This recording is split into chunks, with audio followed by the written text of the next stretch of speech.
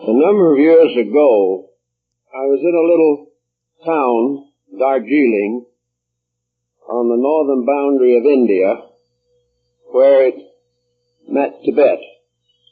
And there were several visitors from various countries, and the hotel management decided it would be appropriate to give a little entertainment in the Tibetan spirit. So they brought in about a half a dozen Tibetan dancers with their masks and regalia to entertain.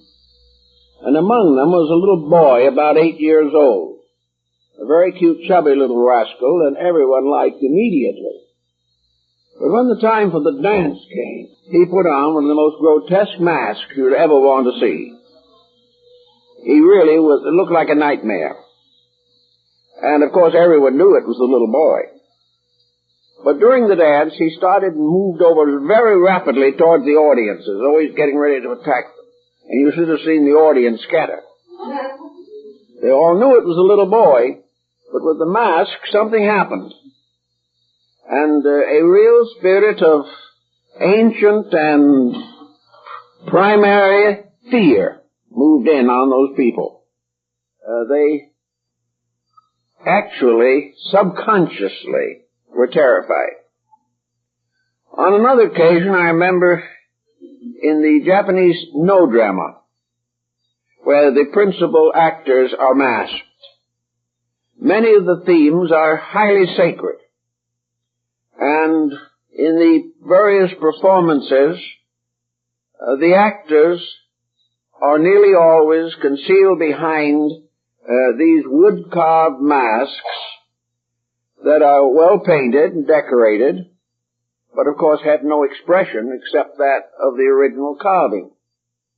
But under a careful handling of lights, particularly by the postures of the head in relationship to the source of light, these faces seem to change.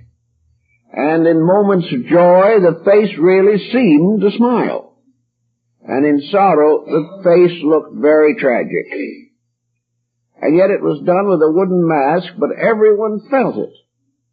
The skill with which the mask was handled was the principal factor. In the southwest of the United States, we have a series of ritualistic dances by the various Indian tribes, the Zunis, Hopis, Navajo.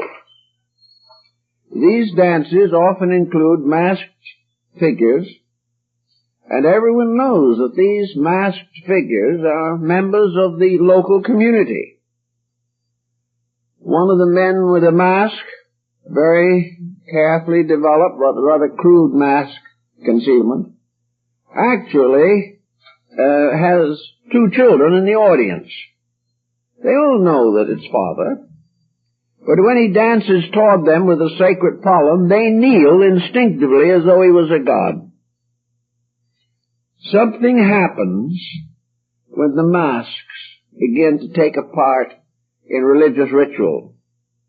Masks were used in Egypt, we know, in the temple mysteries. And even today, the various carvings and manuscripts of Egyptian origin show human beings with the masks of birds and animals. The Greeks used masks in their theater also. Nearly always a mask becomes a complete change of personality. If accompanied by adequate religious ritual, the mask becomes the secret of the development of a peculiar theological belief that there was a divine power in the mask. And when it was worn correctly and under ritual supervision, it brought a deity into contact with humanity. Well, in the course of time, the mask cults have gradually faded, but in many primitive countries they still survive. Then came another step forward in the study of human psychology. It is almost impossible for the average person to understand a completely abstract principle. it is very hard to visualize something that has no form, or to visualize an energy which is completely unembodied. From very early times it became apparently necessary to present nearly all of the important truths of life symbolically. We have wonderful symbolic books like Aesop's Fables or Pilgrim's Progress. We have very wonderful ancient sculpturing and statuary, paintings, carvings of all kinds, retablos and icons, which are presumed to have certain sacred value in themselves. You can go from one end of the world to the other among a middle-class group of people, the average person, and you ask them if they believe that these statues are actually divine or have spiritual power in themselves. And nearly everyone will answer no. Even in the midst of a vast array of this imagery, nearly everyone accepts the fact that it is symbolical, that it represents something that cannot be directly seen. It represents a power in nature which is in itself invisible. The idea of this type of symbolism apparently arose from man's study of his own environment. It gradually dawned upon him that pure life in its own essence is invisible. We know it is present because of what it does, but we do not know what it is. Therefore, when we begin to study life, we have to do it by examining living things. We are not able to understand the substance of energy or vitality or force, but we are able to estimate its consequences. Therefore, as we look around us in nature, we see an infinite diversity of living things. All of these living things supported by one essential basic life principle. Under such conditions, it must become obvious that this life principle has many appearances. It has as many forms and appearances as forms and appearances exist in nature. It is not only represented by picture, it is represented by sound or color. It is represented by mathematical formulas and astronomical observations.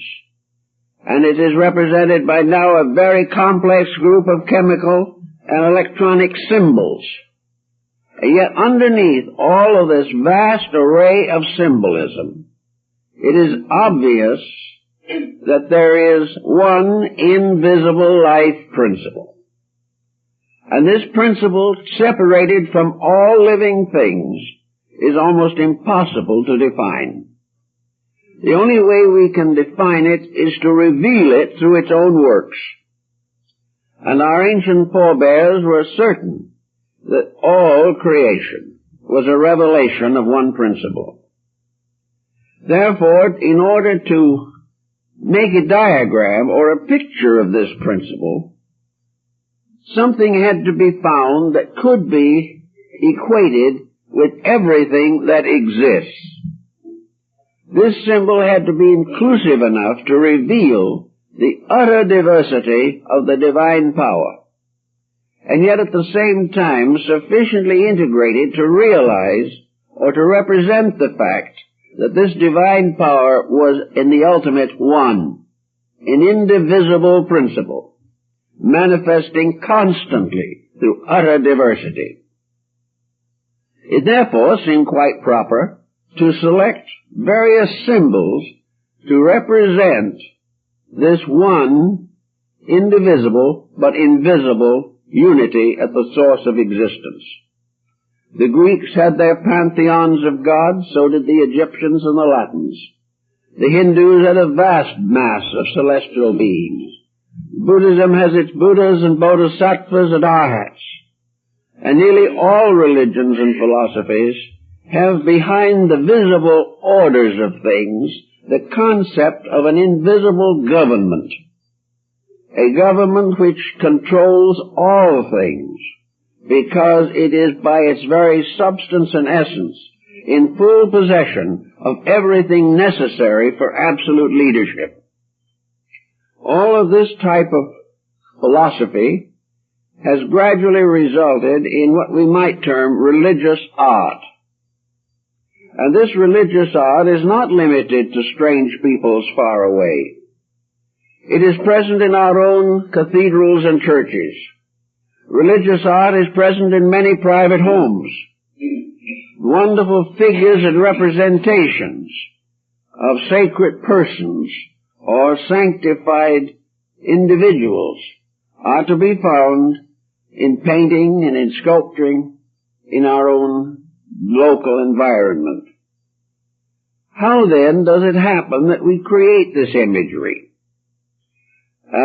Artists, particularly in the early period of Gothic art in Europe, invented a complete language of symbolical attributes by means of which it would be possible to distinguish the degrees of sanctity or divinity present in the various representations that they made. Whether it is the great Michelangelo's Moses or the tremendous symbolical value of the Raphael and Rembrandt sacred paintings, it's always the same. A sacred picture to represent an invisible principle. Now this is also the only way that we can represent the various virtues and vices of humanity. How are we going to define generosity to a person who has no understanding of the word? The only way we can understand under those conditions is through an action. And so we have the various parables and legends of scriptures. The Good Samaritan represents this kind of generosity. The wayward son who finally comes home to his family is in the parable of the prodigal son. Well, these are word patterns created to express virtues which are common to human beings, but which cannot be communicated without some relationship to a practical action. As we go into the pictures of religious personalities in all parts of the world, we are sometimes considerably confused. In many instances, it looks like some people have more of these images than might be necessary. We realize also that within cultures, these images change their appearances. They change the materials upon which or from which they are fashioned. They develop expressions and likenesses largely tribal or racial, and therefore differing in various areas and communities.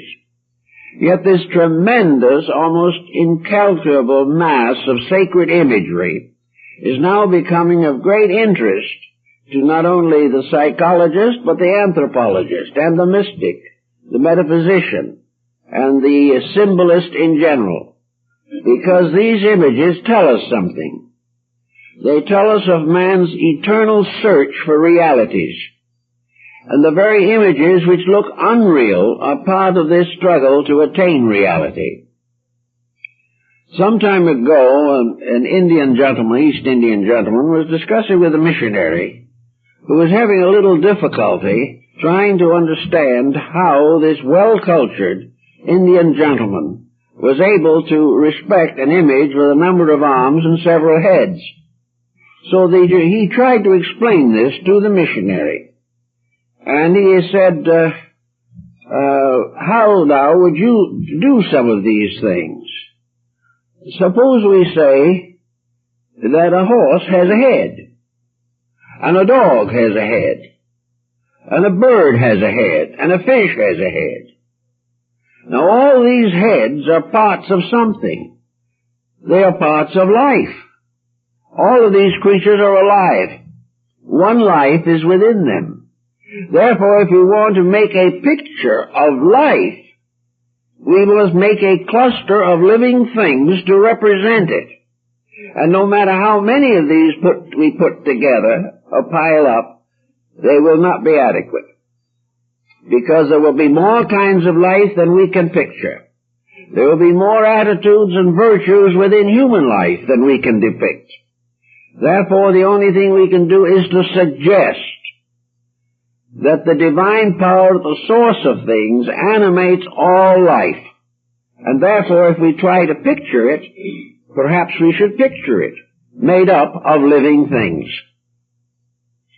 In Egypt, the Serapean deity in the great Alexandrian library, the Serapeum, is said to have been a deity, a figure, made of a kind of wickerwork. And within that wickerwork were all forms of life, plants, flowers, symbols of animals and birds, all kinds of things. It was a wickerwork filled with every type of life that the Egyptians could put in it. Therefore, to them, it seemed perfectly appropriate that this should represent the spirit of life, a spirit moving through living things, a spirit that should remind us forever of the unity of life and our own kinship with living things. So gradually it became increasingly practical, apparently, to create this elaborate pictorial representation of the various activities of natural law. In Alexandria, the astronomers tried to do this with the universe. The Brahmins perhaps did a little better at it, but all of them came to the realization that the universe was in some way an archetypal figure, a pattern, a picture. And if we wanted to picture the divine power, the source of life, what more adequate immediate symbol could be available than the solar system, the cosmos? There would be no way in which we could go beyond life, but everything we can reach is part of life. Therefore, life expands and extends. And as the Brahmins pointed out, the main problem with imagery is that it is inadequate. It is not that we have too much of it. It is that we cannot possibly have an imagery structure that is complete in all of its attributes. There was only a step then to take language as an example. Language was a way of putting forms into words and transmitting them. Language could go on and on and on, and never could we have enough words or enough language symbols to take care of everything we wanted to record. In the 15th and 16th century, the unabridged dictionary was a very slender little volume in English. Today it is an inconceivably complicated volume. And still there are not enough words to tell all that we know. In the same way, there are not enough symbols in nature to tell all that we believe about creation, about deity, about the infinite unfoldment of living things. So we find in the Greek and other religions also the gradual development of mythologies. These mythologies were stories about the gods, or about spirits or ghosts, or superphysical beings of one kind or another. Now in mythology, how were we going to symbolize the processes by means of which the various unfoldments of life took place? To the ancient people, without exception, generation was the most important symbol that existed to their knowledge, for it was a way in which life was perpetuated. It was the one way in which the mystery of death is solved forever in eternal life. Therefore, all the processes of creation that we might now carry on in a laboratory by means of chemicals or mathematical symbols were anciently represented by the ordinary activities of human life. Therefore, to the primitive people, deity was a tribal chieftain. Now, they knew he wasn't. There's no evidence whatever that the ancients were truly ignorant of this. All they knew was that they had to have a symbol, they had to have something. So deity had to be parent, because parent was the most important, valuable, and venerated thing in the material world. And as a family was a social unit to carry on the processes of life in this world, so it was only a step of understanding or interpretation to realize that the great collective, the entire cosmos, the absolute unity of all life, was also a family.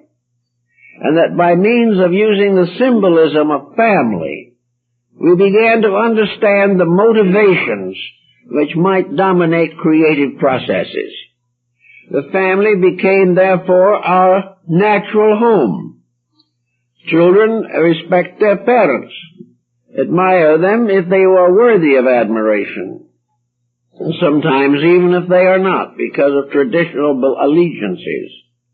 But family, in all of its aspects, becomes a basis of culture, and the Chinese were especially avid in their symbolism, using the family as the symbol of the home, of the community, of the nation, of the race, of the universe. All these were families. All of them were ruled over by matriarchies or patriarchies. Another interesting point in connection with this is that as we go further and further back, the same thing happens that still occurs very frequently in family life, and that is gradually the mother takes the supreme position. The Emperor Julian, in his oration to the Mother of the Gods, and many other ancient symbols and systems, convey the clear indication that the maternal principle was the most important. In Egypt, all of the great families, especially the pharaohs, all were measured from the mother's side of the house. The name descended from the mother. And matriarchy was also the basic philosophical, political structure of the American Indians, especially the Iroquois League. Always the mother was the guardian, the brood, and the symbol of generation, procreation, and the fertility of God. Even today it has been noted with some interest that in Christianity there are very few, if any, known churches that are dedicated primarily to God the Father. They are all to either Christ or the Virgin Mary. Although, of course, later the saints come in, both male and female, into cathedral naming. But the great majority of religious belief in medieval Catholicism was centered upon Mary the Mother. In Japan and China, the Indian Bodhisattva, Avalokitesvara, was a male being. But in Japan and China it was feminized, and mercy was personified as the goddess Kannan or Kuan Yin. And this was the mercy of the eternal. It was the attribute of everlastingness. And every virtue, every desirable quality gradually became embodied in something. Embodied in a being that more or less exemplified all of the virtue of that particular attribute, whichever it might be. Wherever there was a great need for mercy, compassion, and understanding, the image of this power had to emerge as an experience of the people. They could not live without it. We also have other things that had to be personalized, such as justice. Justice, we know, is not a person, and yet justice has been personified many times in different nations and races by an appropriate symbol, very often the deity Jupiter or Zeus. Now it so happens that from the mythology, Zeus might not have been all that justice ought to be. There are some reports to the contrary. But when we have justice here, it isn't always all that it ought to be. Wherever man created an image to represent a divine power, he embodied in it somewhere the weakness of himself. It couldn't be perfect. The image could never be the perfection. It could only be a symbol of something greater than itself.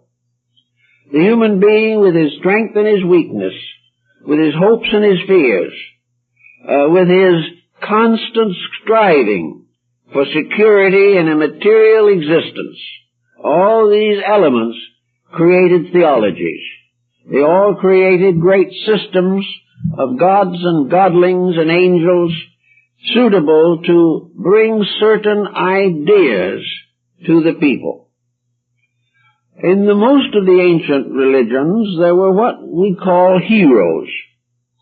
And heroes were ordinary mortals who by some virtue were lifted to an almost divine estate. The Greek heroes such as Hercules and Ulysses, Achilles, and Orpheus, these were great hero beings. Yet they were born of the flesh. They were mortal, but they became immortal, and therefore became the immortal mortals. They inhabited a region between heaven and earth, and every faith and religion has had them in some form.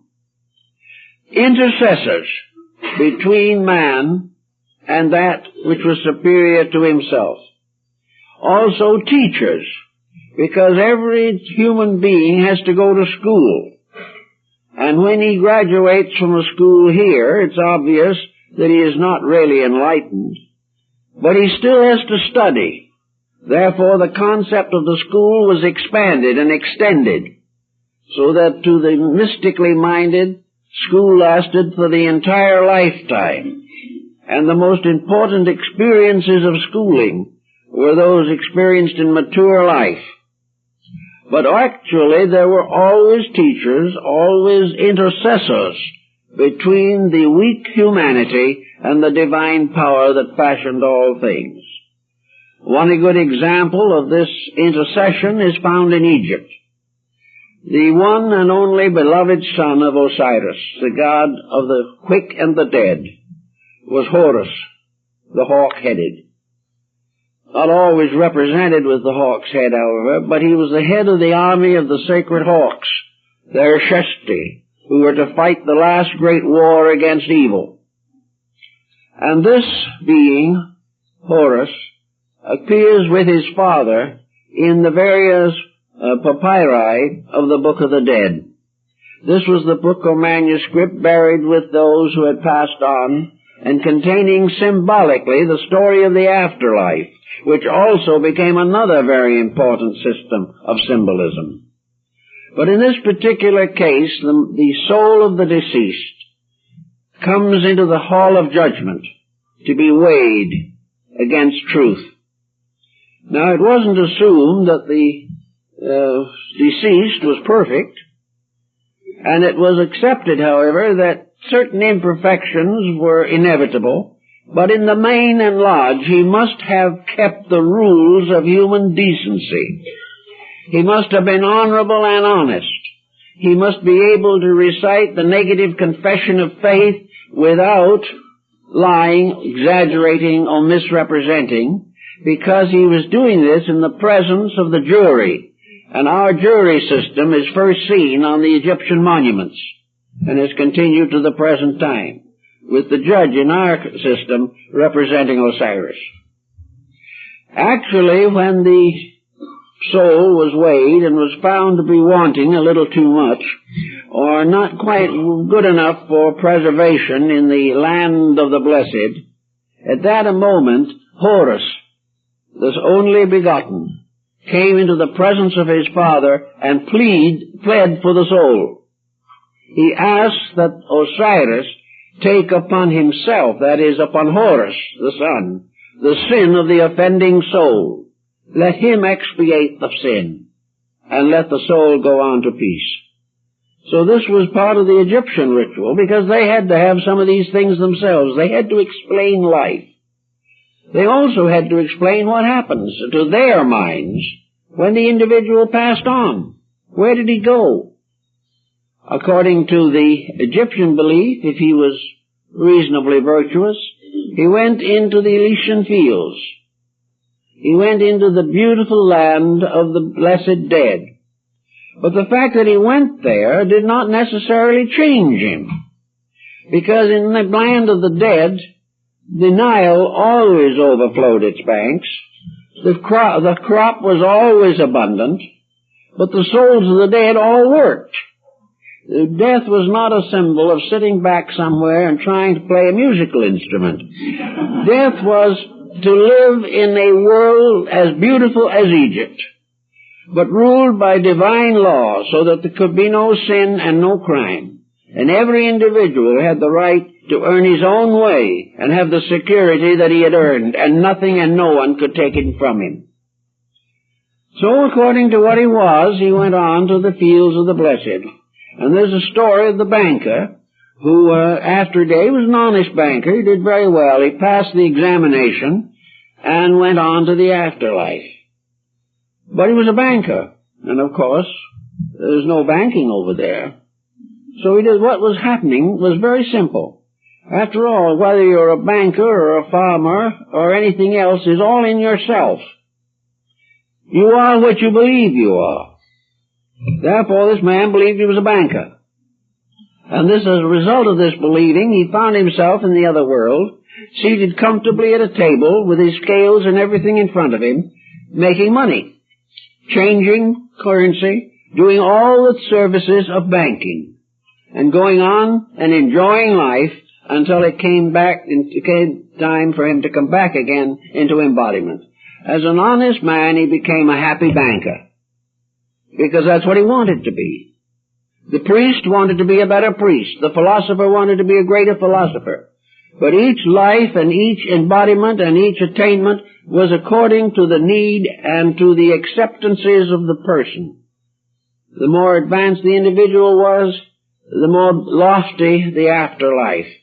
But where it was very simple, it could still be very beautiful. And the Egyptians figured that the farmer had just as good a heaven and just as much happiness as the greatest priest. Each was in the condition that fulfilled its own needs. And these needs, as they grew and expanded through time, were fulfilled by right conduct. So all this symbolism is found carved on the temple walls, found in the ancient manuscripts, and in the records that have descended from scholars who lived in those days. Thus we have all kinds of symbols. We have everything that is necessary to some way make life significant to the person.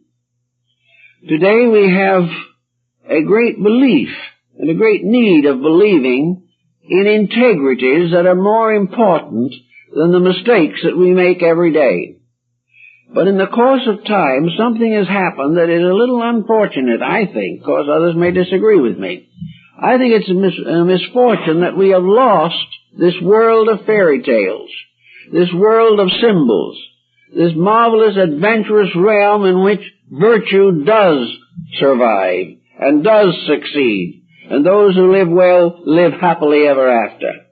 This world was part of something that was a deeper believing than we have today, and probably came nearer to believing true than the beliefs that we do cherish in our modern society.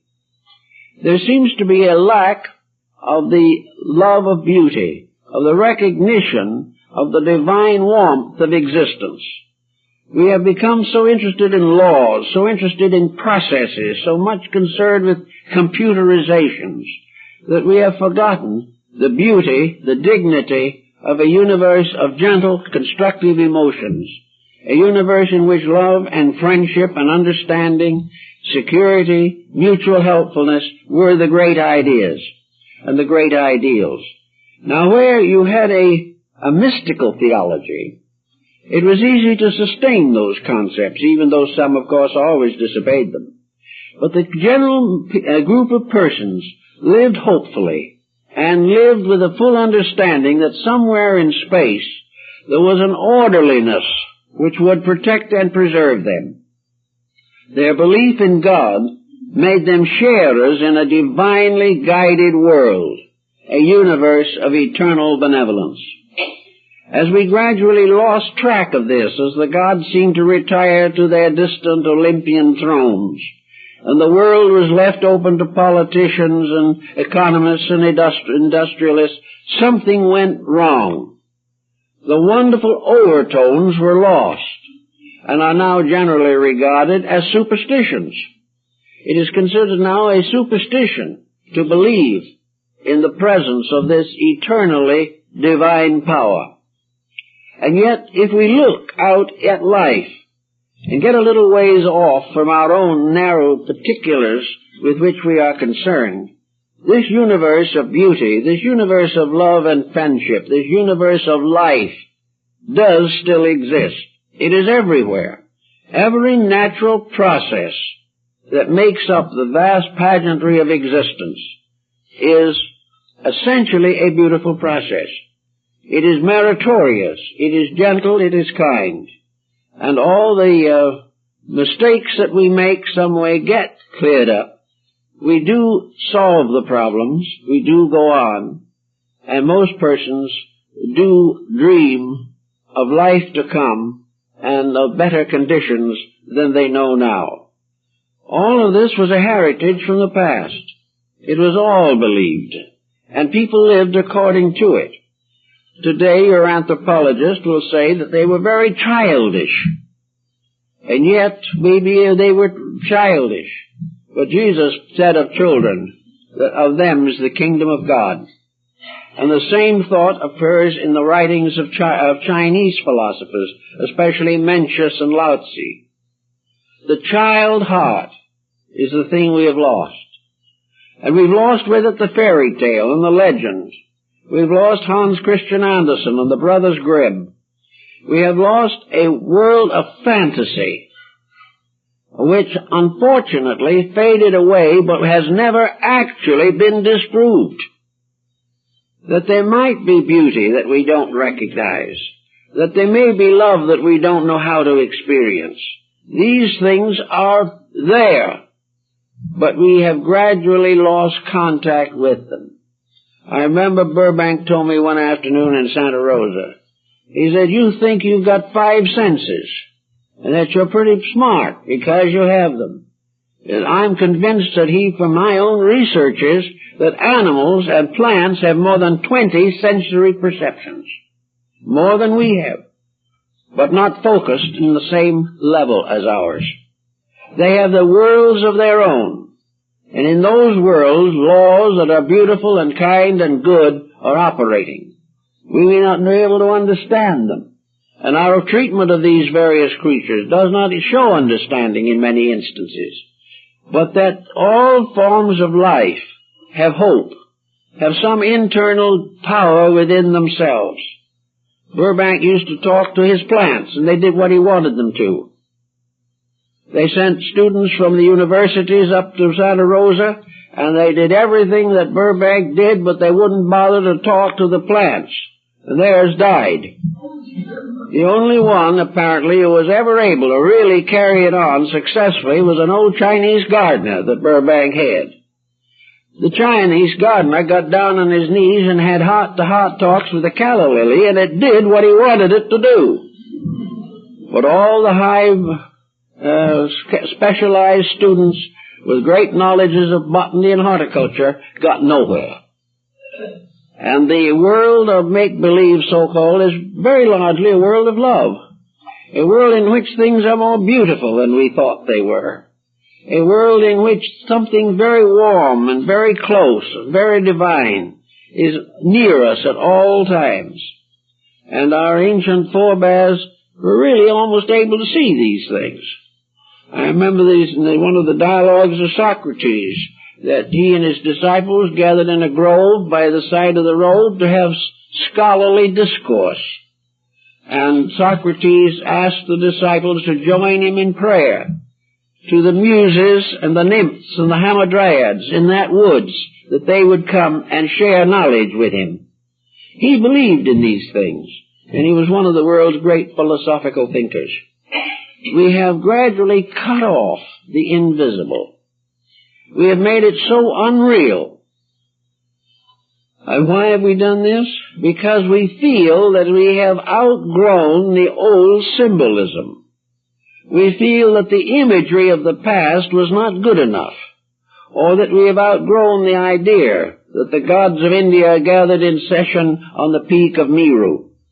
We do not believe these things, nor do we believe that they were on the peak of Olympus, because too many people now have climbed Olympus and there's nothing there. So that ends the whole thing. But what all these people have forgotten or overlooked in the whole situation is the tremendous symbolism of it. It wasn't the physical Olympus where the gods lived.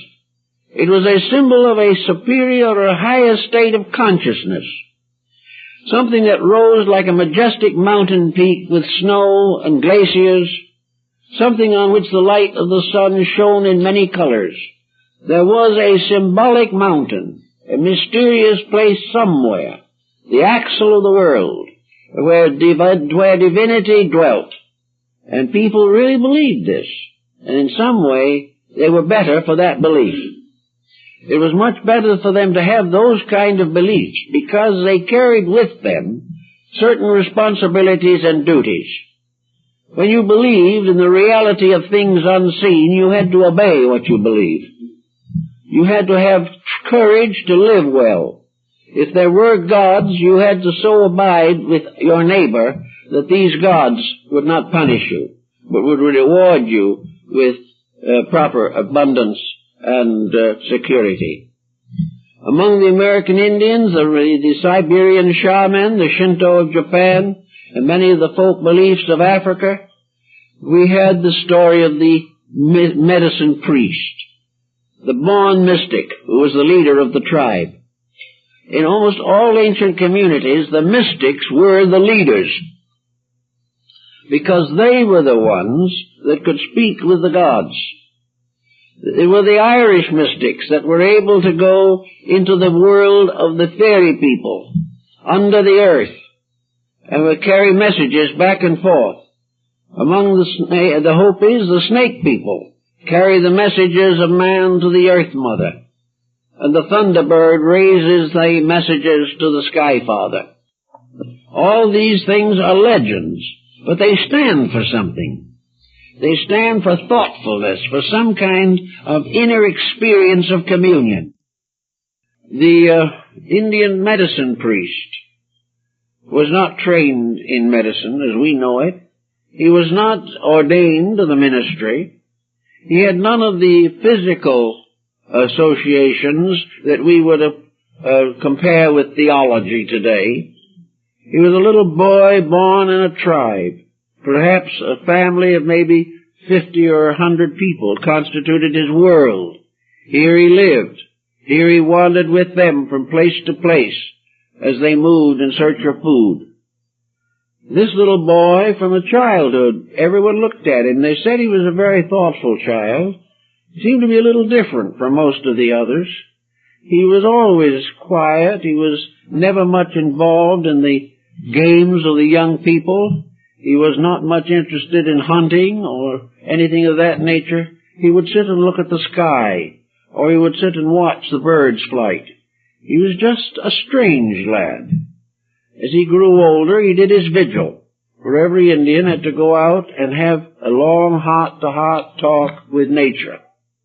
He had to leave even that little small family that he belonged to and go out into the desert or the forest or the wilderness, and there, placing his prayer plumes and smoking the pipe of sacrament, he would have to sit. Day, sometimes night, he would have to meditate and vigil, sometimes for 5 or 6 nights. But always in the end, the vigil was rewarded. The voices came to him. And the voices came to all those little Indian boys and girls. And what was more important still, the voices gave to each one of these his death song. One of the great duties of the voices was to take away forever the fear of death. Why? Because to these Indians, more perhaps than we realize, in their way of life, life swallowed up death. There was only life. Something we can't really say with a full conscience in many cases nowadays. But anyway, while he was out there in vigil, he had the vision of the thunderbird, which was the phoenix. His totem was the great symbol of regeneration, the bird that rose victoriously from the ashes of its own dead. And if this was the totem that appeared to him, he was the priest.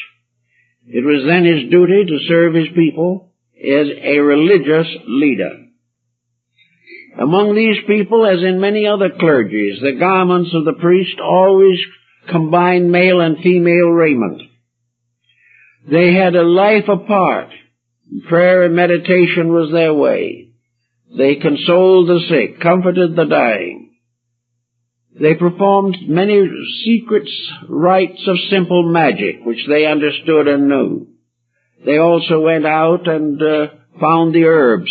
They didn't learn about herbs from another medicine man. They had to go out in vigil and be told these herbs by voices from within themselves, voices that they called the voices of the olds and of the truths and of all the wisdom of their people since the beginning of time. And these old priests had remarkable experiences, and perhaps it can best be summed up in a few words today, is that there's a great deal of difficulty on most Indian reservations to prevent non-Indians from trying to get medical help from the old priests. They would much rather take a chance on the old medicine man than they would with modern science. But in any event, these things were part of a great tradition. The world was filled with life. The Romans had their lares and penates, spirits that lived under the hearthstone in the kitchen. The Chinese had the equivalent to it also, the Chinese kitchen god.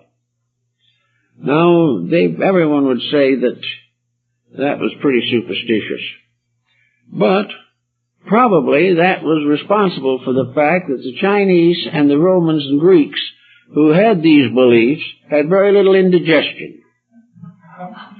The reason being that if you really were a homemaker, and when you went to prepare the meal, these little spirits were there, and they watched you. And when you did the wrong thing, they said, that's not going to be digestible.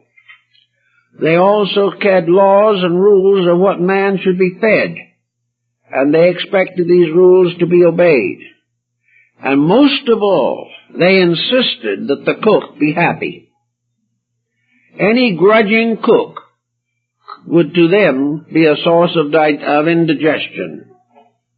If you weren't happy, if you didn't sing doing these things, which are the simple acts of life, then everybody was sick or suffered, and the food was tainted by the attitude of the cook. They believed that. It probably wouldn't hurt us any to believe it. It might possibly be of some value. It certainly would improve the general attitudes of families. And under these old mythological systems, families were much closer because they had common beliefs and common responsibilities. They held certain truths in common.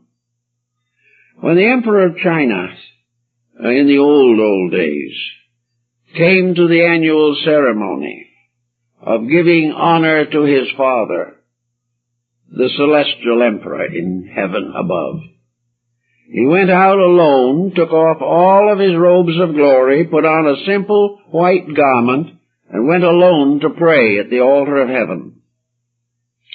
And there, in a very important ritual, the emperor, addressing heaven, which he really believed, he believed he was the son of heaven. He believed that he was appointed by heaven to rule his people, and that he ruled by the will of heaven.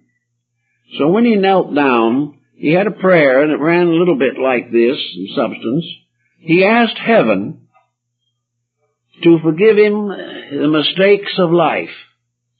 And if in his country there was hunger, if there was political disturbance, if there was war, if there was contention and discord, intolerance or intemperance, the emperor said to his celestial father, "Let me carry the blame.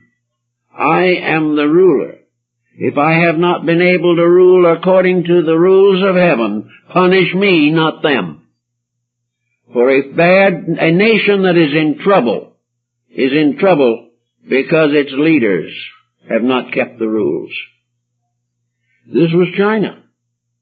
And while a lot of people today will not believe in Shang-Ti at imperial heaven, there are some practical aspects of that subject that might be given further consideration as to what constitutes the source of the responsibility for the tranquility and peace of a country.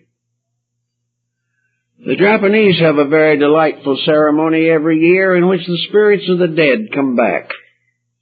Now this apparently arose in China originally in what we like to call ancestor worship. Now ancestor worship to us would be completely unbelievable, or at least not very likely. But in China and Japan, ancestor worship is important. Now, the spirits come back, according to them. And they come back on a certain day of the year.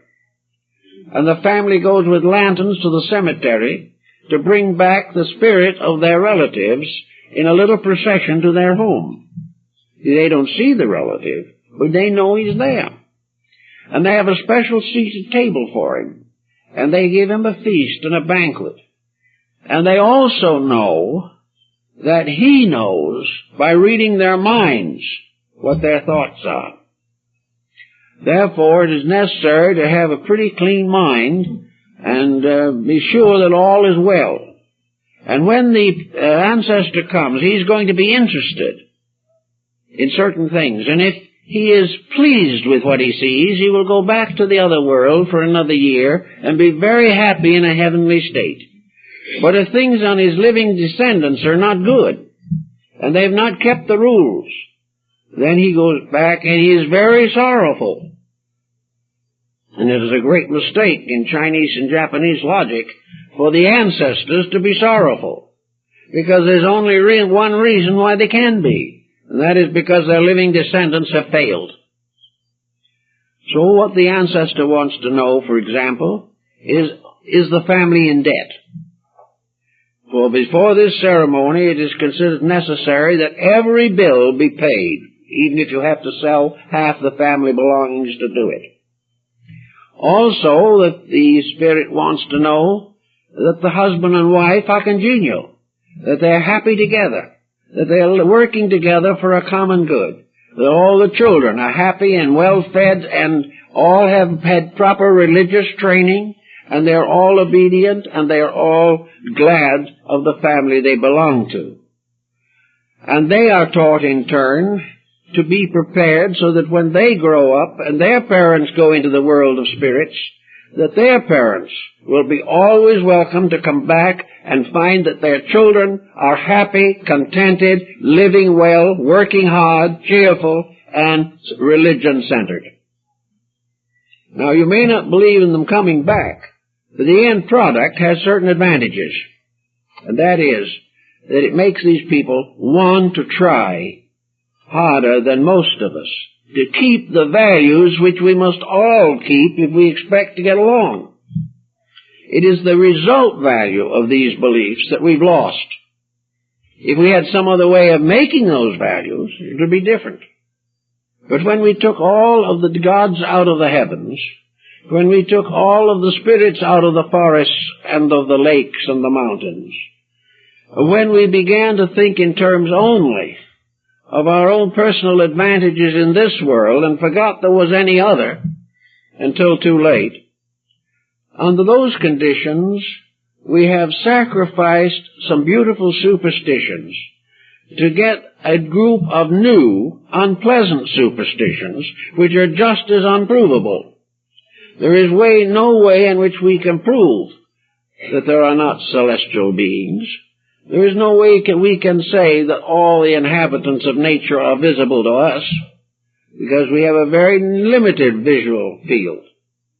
We would have to deny many experiences that we accept without question. And yet, in a mysterious way, we have lost the fantasy. We've lost the charm and beauty and wonder of the life of these older people. A life in which there was much more individual integrity, even though there were many times of great trouble. But out of this also came another thought that has supported a better way of life than we have at the moment. And that is that the ancients who had these beliefs actually had what they believed to be irrefutable evidence that these beliefs were true. They realized what we find out in a different way. But they realized even in their time that the individual who violently breaks the rules of life nearly always suffers. And probably always suffers, although perhaps sometimes we are not present to see the suffering. That those who have not love and beauty and truth in their hearts are sick. And they, in those days, found that all of the good things of life seemed to come to them from an invisible cause. They found that in sorrow and misery that they wanted to raise up their voices in prayer. We still pray, because some way we know that beyond our unbelief there is a greater believing that is true. Now, we don't have to go back again to the superstitions of the past, but we do need to deepen our own believing. We need to have a greater resource in personal internal insights. Today, things are breaking more or less in that direction. More and more now, the importance of the unseen is regaining its domination in life. More and more, we are beginning to realize that we cannot live by bread alone, especially white bread.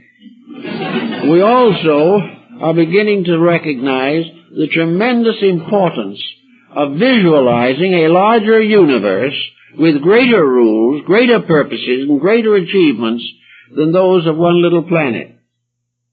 We also are coming more and more to realize that to discover the great truths of life, we will have to do what the old Indian did, or the Egyptian priest, or the Greek mystic, or the early Christian saint. We have to commune with life itself. We have to be still and know if we want to know what the rules are. We cannot simply take these rules from each other. We've got to search inside of ourselves for the source of these rules. We've got to make peace with our own inner lives, and we cannot do this without a recognition of a divine presence available to us at all times.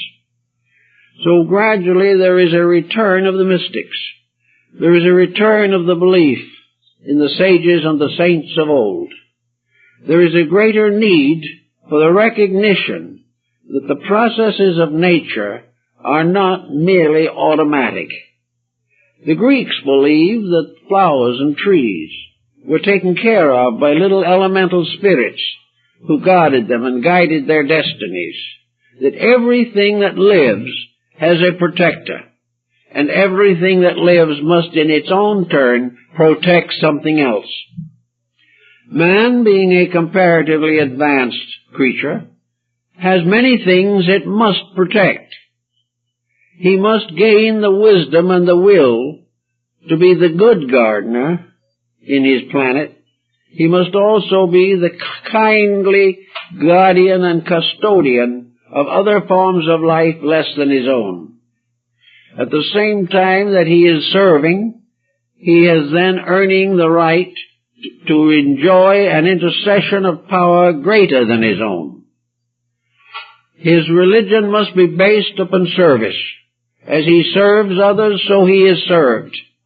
As he brings joy to the life about him, a greater power brings joy and contentment to him. Everywhere in life there seems to be an intelligence working. working within each of us.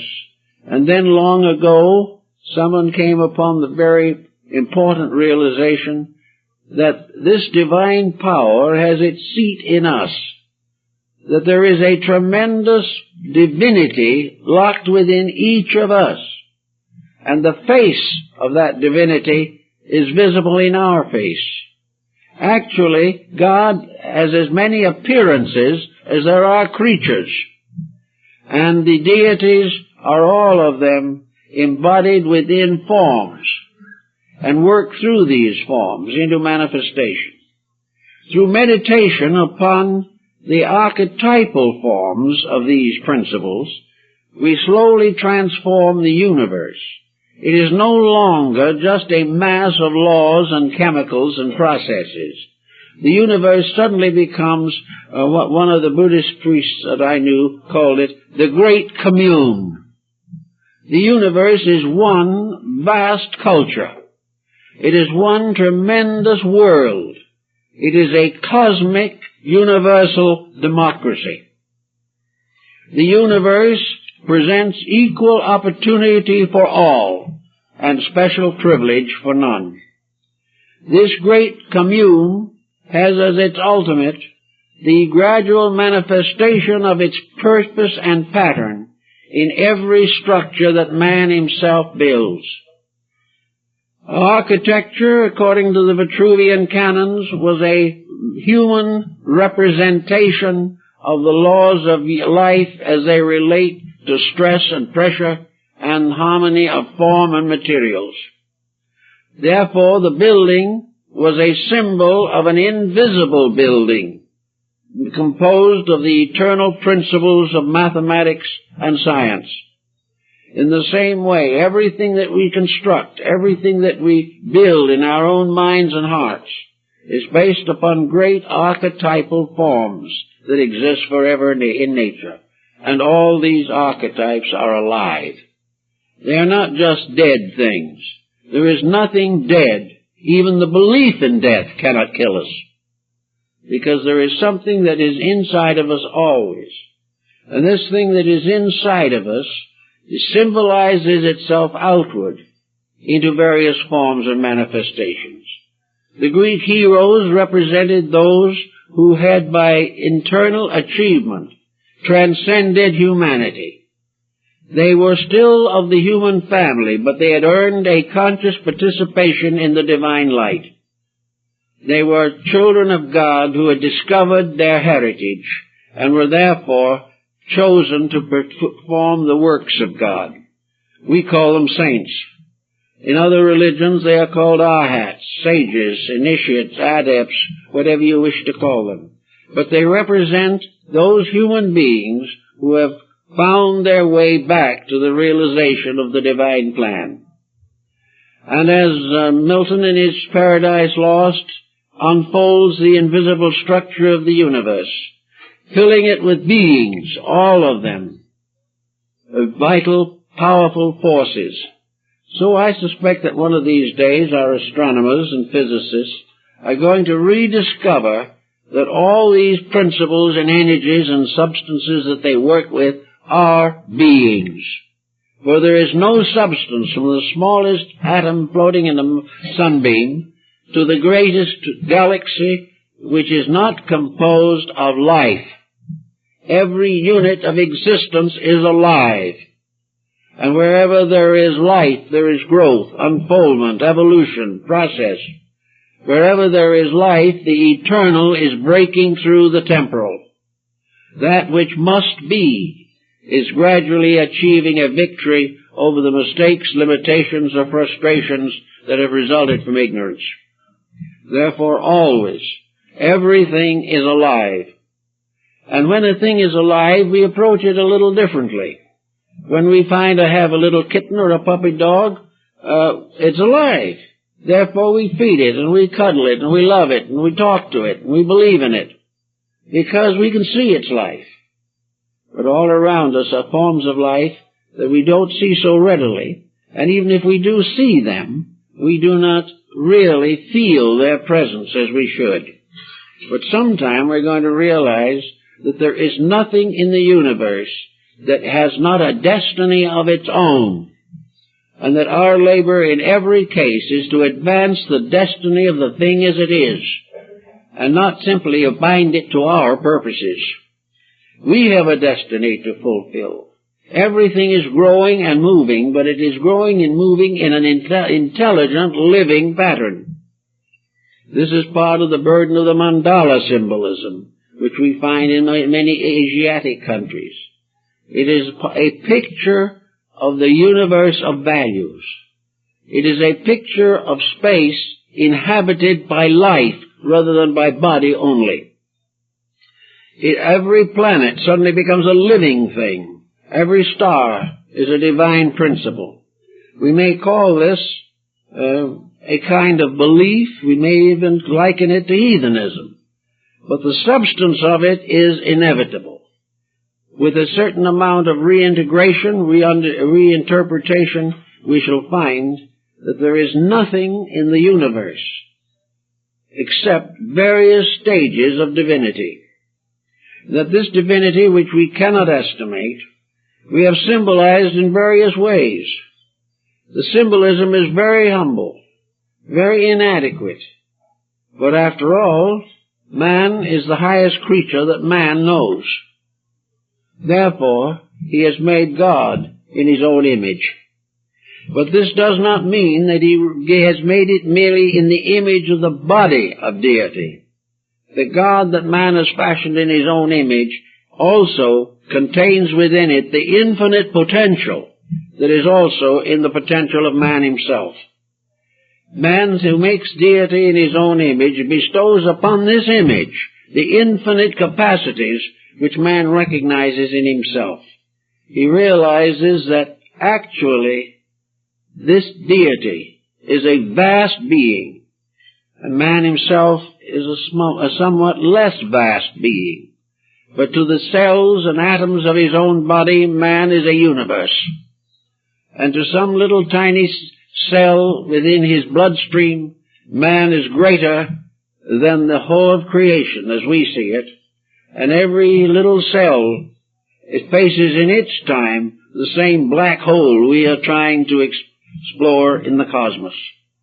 There is the cosmos within us. There is an infinite life, and every living thing in us is alive. And out of this pageantry, the ancients decided there were only two kinds of beings, both alike in principle, but one visible and the other invisible. One perceptible, other beyond perception. But that there was no such a thing anywhere as death. There's no such a thing as the lack of life. And there's no living thing that is not controlled by a divine law. And in the embodiment or personification of that divine law as it operates on all levels of nature, we have theology. And the mystery of all the deities is nothing more or less than man giving a being to a principle which operates. Man has made a deity out of a reality which is invisible. But this reality he knows from daily living he shares in. He knows that he is alive. He knows that the greatest mystery of all is his own existence, and that this existence is impossible unless behind the visible form of things is a vast invisible causal pattern, the archetype of everything that is visible. And wherever the human being has created a picture of this archetype, he has made it up of beings, which become, in a sense, the personifications of processes. He makes them into beings because he has discovered in himself that processes are intelligent. The ray of the sun has not only its warmth, but its wisdom. And every drop of water in the ocean is not only wet, but is composed of an infinite solicitude for life.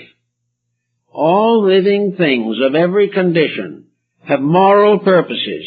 All forces operate morally, and they are not immortal unless man attempts to dispose of them maliciously. Where the individual wishes to misuse a force, that force turns upon him. The force is never bad, but the force will correct the errors of the wayward. So there is only one thing to really understand, and that is that we live in the visible half, in the visible hemisphere of a great unity of life. We live in something that is ever living, ever loving, ever kind, ever helpful, ever searching to make us better, ever contributing to the happiness which we all desire. And between us and this realization is a small material personality, a series of customs based upon misinformation and misinstruction, by means of which we have closed off the reality of the greater part of the universe in which we live. We have cut everything down to our own level. We have taken away from ourselves all the overtones. And the moment you take the overtones from music, you destroy the music. The most important part of life is the part we do not see, but we constantly experience. We feel it, we sense it, we know it exists. And it is this over-existence that justifies our mortal existence. And in art particularly we see this. But we observe with great tribulation, so to say, the way in which we have gradually closed out that which we did not want to understand. We have tried to prove conclusively that existence is an amoral state. We want to believe that there are no integrities that can interfere with an individual doing what he pleases. We want to have the feeling that we are not disobeying anything because there is nothing to disobey. We want to live as we please. We want to advance the various causes without interference. And little by little, these materialistic instincts and appetites are getting us deeper and deeper into trouble. Now, if at the end of the era of superstition, we came into a wonderful scientific enlightenment and everything has been better ever since, we might pause for a moment. But I think it is well to realize that as our idealism failed in our procedures of life, our materialism has moved us from one disaster into another. In the last 100 years of human civilization, while it has had the greatest materialistic enlightenment and has been preaching its code of materialism industriously, that this last 100 years is probably one of the most difficult and tragic the world has ever known. We have had many times before that were not good. But we have never before had the combination of the wisdom and experience that we now potentially possess and find ourselves using it as badly as we are using it today. So all of the advancements of science and education have not, generally speaking, protected the human being from his own mistakes. There's only one way in which he can be protected, and that is he's got to protect himself. And he's got to protect himself by not making the mistakes.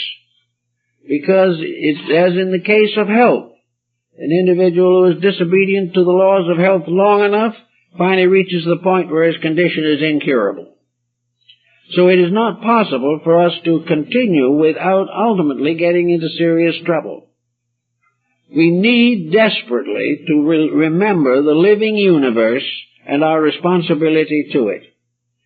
We do not have to worship the deity on the ceiling of the Sistine Chapel in Rome that is throwing out the sun in front and the moon behind.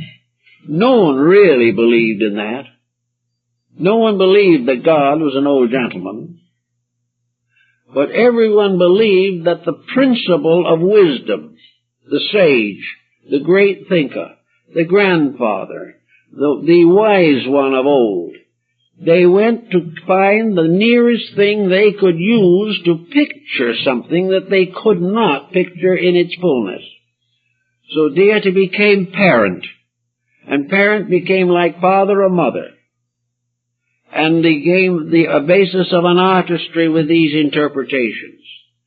The Hindus do not believe that God has many arms and many heads in our sense of the word, but they do believe that every head in the world is part of the divine head, and every arm is one of the divine arms. Every living thing is part of an abstract divinity that is the fullness of all things. To get some of this back a little bit and get back to the idea that we live in a family rather than an institution. We more or less institutionalized human society. We are living in a combination of a technical laboratory and a reform school. We are being guarded against our own mistakes by the people who are responsible for making most of the mistakes. This is not what it is. We are not born to live in a laboratory. We are not born to live in a constant condition of punishment or retribution or anxiety. We are here to live together as a visible part of the great unity of life. The unity of life which is the whole world, the whole universe, and every part of it is alive. And every part of it is something we can reach. One of the mysteries of prayer that has been a problem for a long, long time is how God listens to all the prayers.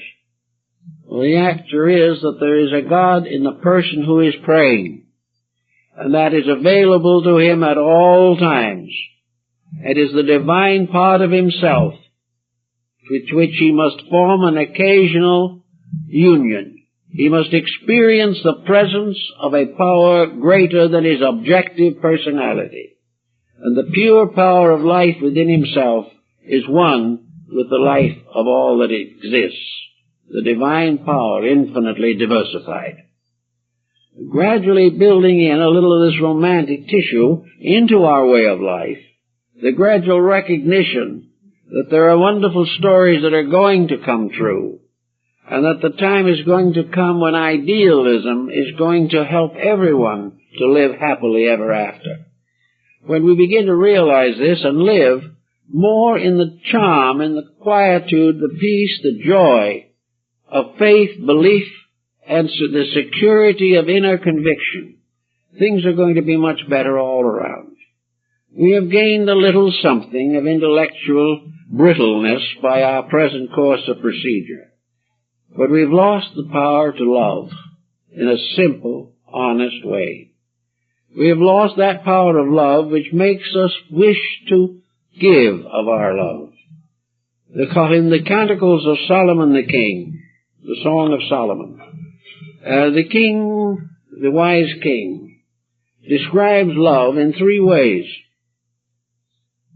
First of all, he says in the opening part of the Canticles, "My beloved is mine." About halfway through the book, he says, "My beloved is mine, and I am my beloved's." And at the end of the book, he says simply, "I am my beloved's." The self has disappeared. And this is part of the experience that we all have to have. But until we find the simple love of each other, we're not going to be able to experience, define, or image the love of God correctly.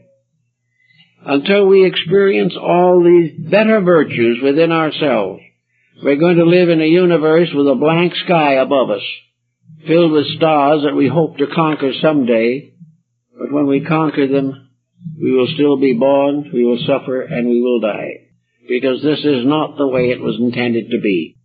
Instead of that, we've got to restore the intangible world of beauty within ourselves.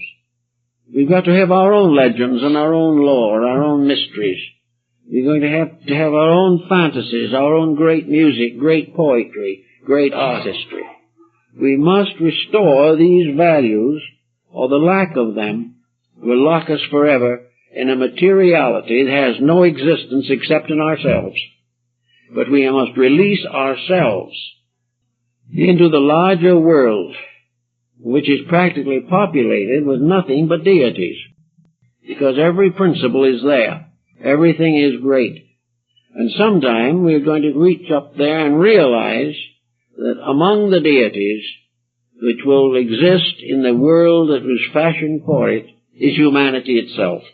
We are of the gods, we are part of the gods, and it is our privilege and our duty to claim our heritage through right conduct. Only in this way and in these manners can we understand the symbolism. But it is a valid symbolism. It is a wonderful thing to realize that the ancients were wise enough to make everything alive, and that we have been foolish enough to believe that we could kill anything. The only thing that we can really destroy, even temporarily, is our own hope. And we have done that long enough.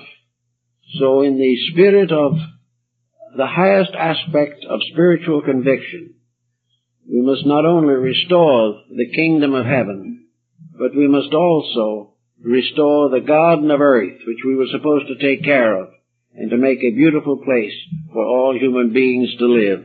And when we do that, according to the promise, then the Lord will be with us in the cool of the evening, and we shall know the whole mystery of life. It's a problem of fantasy, perhaps, but fantasy that is stronger than life or death. Fantasy that is eternal. Well, I guess that's all for this time, folks.